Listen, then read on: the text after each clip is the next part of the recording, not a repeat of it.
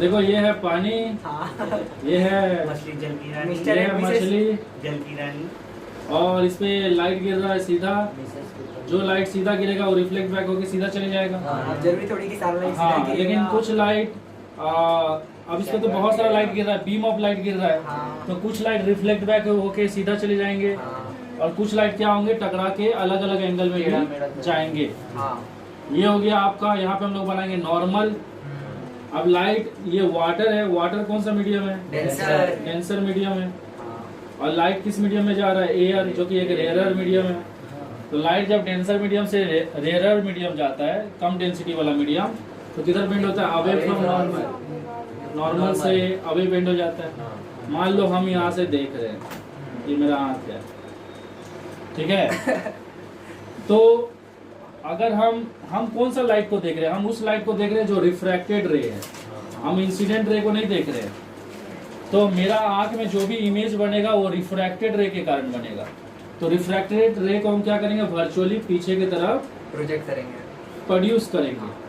तो जहां पे ये मीट करेगा, जहां पे ये मीट करेगा, वहां पे क्या फॉर्मेशन होगा? इमेज। क्योंकि इमेज फॉर्मेशन तभी होता है जब टू और मोर रेस ऑफ लाइट एक जगह या तो मीट करते हैं या अपीयर टू मीट करते हैं। मीट करना मतलब एक्चुअली मीट कर रहा है, और अपीयर टू मीट करना मतलब वर्चुअली मीट कर रहा है। तो यहाँ पे हम इसको पीछे प्रोड्यूस किए, तो मतलब ये वर्चुअल मीटिंग है। तो यहाँ पे क्या होगा? इमेज फॉर्मेशन होगा। किसका? मछली का। तो मछली को हम ज्यादा बड़ा नहीं बना रहे हैं, क्योंकि यहाँ बनाएंगे तो फिर कचरा हो जाएगा। समझ में आती है? मछली का इमेज यहाँ बनेगा। ओके, एक काम करते हुए इसी मछली को भी छोटा ही बना देते हैं, नहीं तो बोलेगा कि ऑब्जेक्ट इतना बड़ा, इमेज इतना छोटा हो गया। चलो ठीक है, अब ठीक है। तो ये हो गया हमारा ऑब्जेक्ट, ये हो गया हमारा इमेज। और ये आई का मतलब यहाँ पे इंसिडेंट रे है। ओके, ये हो गया हमारा एंगल ऑफ इंसिडेंस, और ये हो गया हमारा एंगल ऑफ रिफ्रैक्शन। यहाँ तक सारा चीज समझ में आ रहा है। अब देखो, ये लाइन और ये लाइन क्या है? पैरेलल है। ये लाइन और ये लाइन पैरेलल, ये एंगल ऑफ इंसिडेंस होगा, तो ये भी क्या होगा? एंगल ऑफ इंसिडेंस होगा। ये देखो, ये लाइन इधर गया है, ये लाइन इधर गया है, और ये लाइन इधर गया है, तो ये एंगल जितना होगा ये एंगल भी उतना ही होगा कि नहीं? Vertically opposite. हाँ, ये एंगल जितना होगा ये भी उतना ही होगा, वर्टिकली ऑपोजिट, क्योंकि ये लाइन इधर गया है और ये लाइन ऐसे। तो अगर ये वाला आर, ये भी एंगल क्या होगा? आर होगा, और ये एंगल भी आर है। अब देखो, ये दोनों लाइन पैरेलल है ना, और ये एक ट्रांसवर्स हो गया ये, तो ये अगर आर है तो ये भी क्या होगा? आर होगा। यहाँ तक सारा चीज समझ में आ रहा है। अब देखो, एक्चुअली में मछली इतना गहराई में है, तो इसको बोलेंगे रियल डेप्थ। समझ में आया? और मछली का इमेज कहाँ दिख रहा है? यहाँ पे। तो ये तो मछली का रियल डेप्थ नहीं है ना, यहाँ मुझे मछली दिख रहा है, तो इसलिए इसको बोलेंगे अपरेंट डेप्थ। यहाँ तक सारा चीज समझ में आया? अब थोड़ा सा नामकरण कर देते हैं। तो ये आई हो गया, ये ओ हो गया, इसको नाम ले लेते हैं ए, और इसको नाम ले लेते हैं बी। ओके, यहाँ पे हम थोड़ा कर्व बना दिए, बट ये एक ट्राइंगल जैसा, अगर मैं इसको एक स्ट्रेट लाइन ले लूं तो एक ट्राइंगल बन रहा है कि नहीं? यहाँ देख रहे तो बार बार टेढ़ा क्यों हाथ नहीं जा रहा है? देखो, यहाँ पे एक ट्राइंगल बन रहा है कि नहीं? तो ये सब चीज में आपको कोई कंफ्यूजन नहीं है ना? Real depth, apparent depth. Okay, अभी हम जो करने वाले हैं, हम लोग लिखेंगे रिफ्रैक्टिव इंडेक्स ऑफ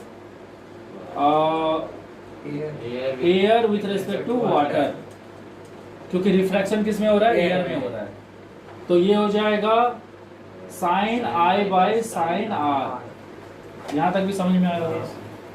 उस हिसाब से अगर मैं निकालूं refractive index of water with respect to air, तो प्रिंसिपल ऑफ रिवर्सिबिलिटी से आप लोग जानते हो, वो होगा reciprocal of air with respect to water.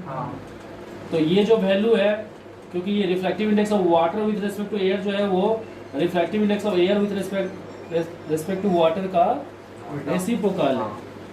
तो ये वाला वैल्यू को यहाँ डालेंगे तो ये भी क्या हो जाएगा? तो ये हो जाएगा साइन आर बाय। यहाँ तक भी आपको समझ में आएगा? तो हम लोग को क्या मिला? Refractive index of water with respect to air मिला sine r by sine i. ठीक है, और हम लोग जानते हैं कि साइन थीटा का फॉर्मूला क्या होता है, साइन थीटा का फॉर्मूला होता है P/H। हाँ अब देखो ये एक राइट एंगल ट्रायंगल है कि नहीं, हाँ ये हो गया आपका 90 डिग्री। इस राइट एंगल ट्रायंगल में R का जो एंगल को हम लोग कंसीडर करते हैं उसका ऑपोजिट को क्या बोलते हैं, परपेंडिकुलर। हाँ और बाकी जो ये होता है ये इसको हाइपोटेन्यूस बोलते हैं। तो आपका जो ये ट्रायंगल दिख रहा है, ये ट्रायंगल कौन सा ट्रायंगल, AIB दिख रहा है, हाँ ये जो AIB, ठीक है, इसमें इस एंगल का ऑपोजिट ये परपेंडिकुलर हो गया, समझ में आ रहा है, ये हाँ, परपेंडिकुलर हाँ। होगा और ये हाइपोटेनियस हो गया। हाँ। तो साइन थीटा क्या हो जाएगा, मतलब साइन आर का वैल्यू कितना हो जाएगा, परपेंडिकुलर बाय हाइपोटेनियस। परपेंडिकुलर क्या है, AB, और हाइपोटेनियस क्या है, AI। यहाँ तक समझ में आया। उसके बाद नेक्स्ट देखो ये ट्रायंगल दिख रहा है सबको, OBA ट्रायंगल दिख रहा है, ये भी एक राइट एंगल ट्रायंगल है। मतलब इस 90 डिग्री का ऑपोजिट जो ये AO है, मतलब OA, ये हाइपोटेनियस हो गया, और इसका ऑपोजिट, इस एंगल का ऑपोजिट ये जो है AB, वो परपेंडिकुलर हो गया। तो परपेंडिकुलर बाय हाइपोटेनियस ये हो जाएगा AB बाय AO। तो इसको अगर हम लोग ऐसे रोटेट करेंगे तो ये हो जाएगा AB कैंसिल हो जाएगा और ये हो जाएगा AO by AI। Refractive index of water with respect to air, अब क्या मिल गया हम लोग को, AO बाय AI, यही मिला ना। हाँ अब मुझे एक चीज बताओ, जब आप यहाँ से देख रहे हो तो ये हो गया आपका AO और ये हो गया आपका AI, ये AI हो गया और ये AO हो गया। नाम ही अजीब है। जब आप यहाँ से देख रहे हो तो ये हो गया AI और ये हो गया AO, लेकिन यही चीज को अगर आप यहाँ से देखते हैं तो जो AI है, ठीक से ध्यान से देखो, जो AI है अगर आप यहाँ से नहीं देख के यहाँ से देखते तो जो आपका AI है वो क्या बन जाता, अगर हम यहाँ के जगह यहाँ से देखते तो ये जो AI है वो क्या बन जाता, IB बन जाता। समझ में आ रहा है। अगर हम यहाँ के जगह यहाँ से देखते तो जो आपका AO है वो क्या बन जाता, BO बन जाता। समझ में आ रहा है ना। तो हम लोग इसको रिप्लेस कर सकते हैं, AO की जगह क्या लिख सकते हैं, BO, और AI की जगह क्या लिख सकते हैं, BI लिख सकते हैं। ये समझ में आ रहा है। अगर आप यहाँ से नहीं देख के यहाँ से देखोगे तो ओके। मुझे बताओ BO क्या है, BO क्या है, रियल डेप्थ है, और जो BI है वो क्या है, अपर एंड डेप्थ। तो इससे हम लोग को क्या फॉर्मूला मिल गया रिफ्रैक्टिव इंडेक्स का, real depth by apparent depth. ये फॉर्मूला भी एक हो गया जो कि हम लोग को रिफ्रैक्टिव इंडेक्स जिससे हम लोग फाइंड कर सकते हैं, जो कि है real depth by apparent depth. तो देखो ये हो गया रियल डेप्थ, ये हो गया इसका अपर एंड डेप्थ। अब देखो जो मछली यहाँ है वो यहाँ दिख रहा है, तो यहाँ से यहाँ जो हुआ ये तो रियल डेप्थ हो गया, ये अपर एंड डेप्थ हो गया, डेप्थ क्योंकि ऊपर से नापा जाता है।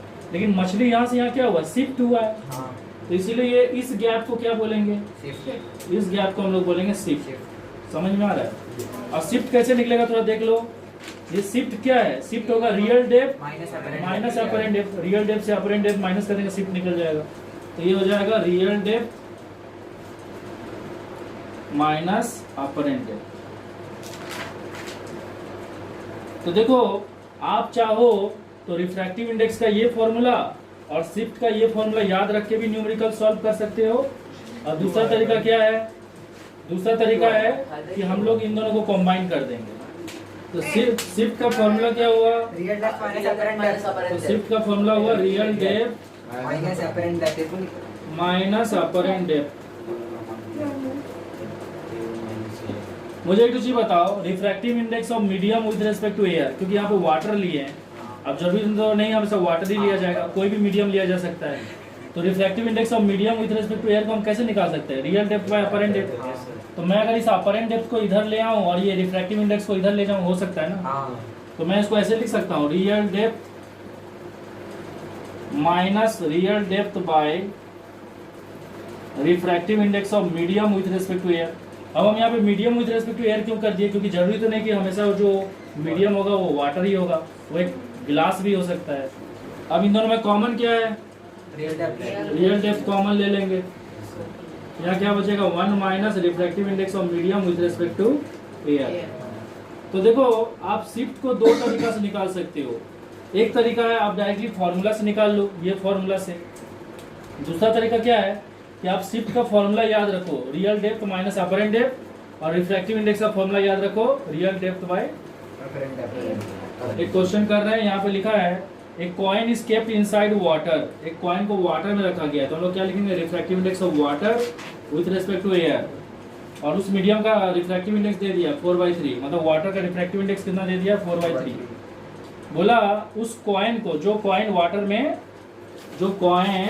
में रखा हुआ है, सर उसको भी सीधा बना नीचे ऊपर वाला बोल रहे हैं। ठीक है, जो कॉइन वाटर में रखा हुआ है, जो कॉइन वाटर का बेस में रखा हुआ है, बोला है कि इसको कहाँ से देखा गया, ऊपर से देखा गया, यहाँ से देखा गया।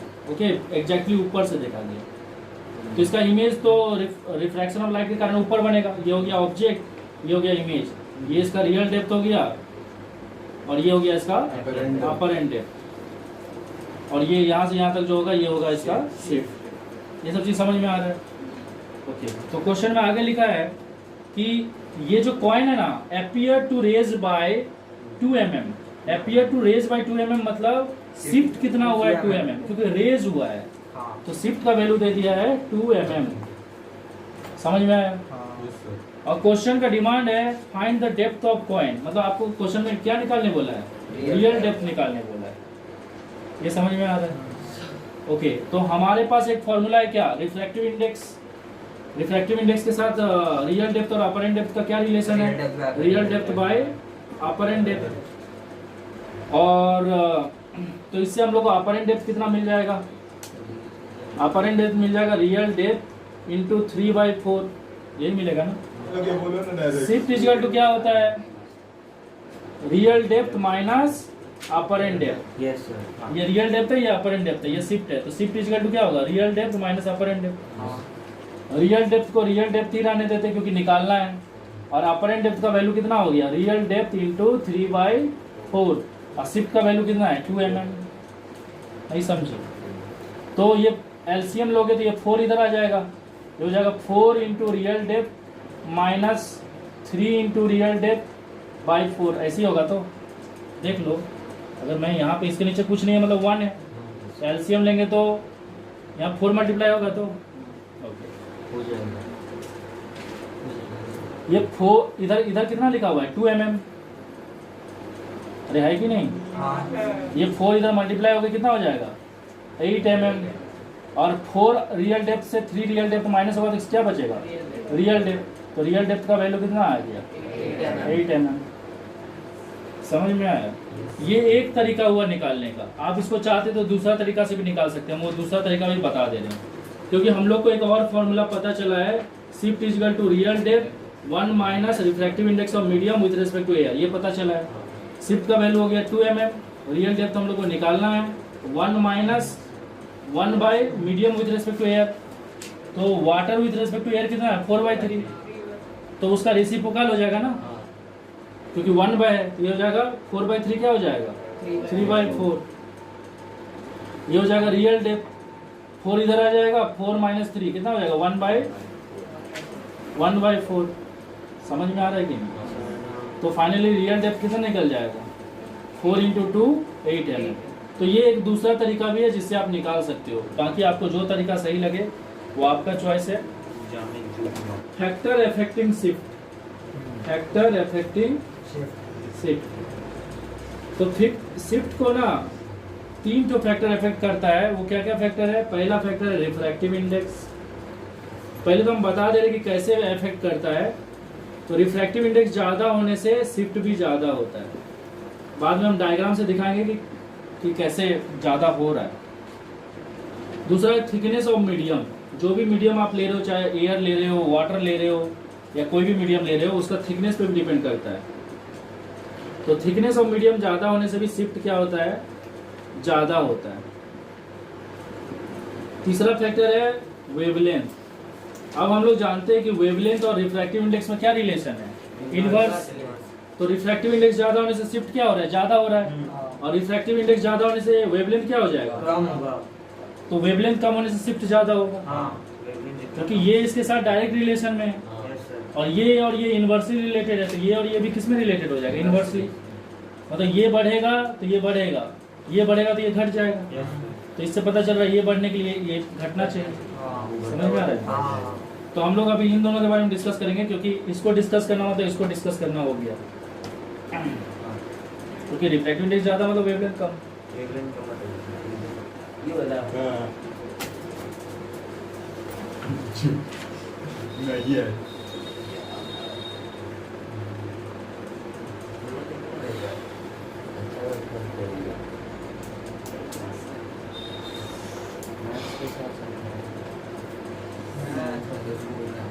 अच्छा ठीक है, यहाँ पे सब कोई देखो, यहाँ पे हम वाटर मीडियम में क्या रखे हैं? कॉइन रखे हैं। और यहाँ पे ग्लास मीडियम के जस्ट नीचे एक कॉइन रखे हैं, और इसमें वाटर मीडियम में रखे हैं।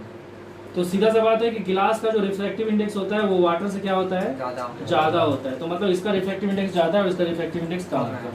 अब देखो यहाँ से जो लाइट यहाँ से गिरेगा वो तो बाउंस बैक करके वापस चले जाएगा। कुछ लाइट जो इधर जाएगा वो क्या होगा? अवे फ्रॉम नॉर्मल बेंड होगा। तो जो भी लाइट यहाँ से जाएगा वो क्या होगा?